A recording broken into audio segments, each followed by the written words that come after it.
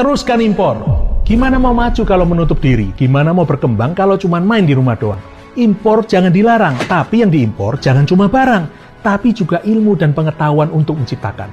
Barang yang kita nggak bisa bikin, kita beli dari negeri seberang. Bukan cuma untuk dilihat, dikonsumsi, dan dipajang, tapi dibongkar, dipelajari, diteliti, diperbaiki agar kita terus bisa berkembang. Semua negara maju awalnya juga belajar dari luar negeri, mencari ilmu dari seluruh penjuru bumi, bukan hanya di rumah sendiri. Menutup diri, ujungnya ya kemunduran dan degradasi nalar.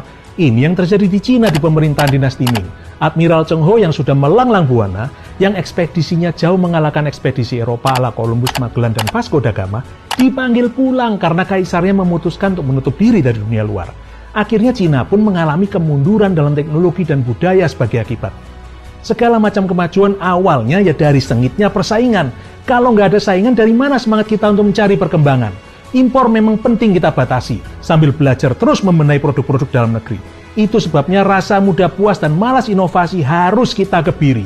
Jangan menutup diri hanya karena takut dapat saingan yang lebih jago dari diri kita sendiri. Karena saingan itu seperti guru galak yang memaksa kita untuk evaluasi dan terus berinovasi.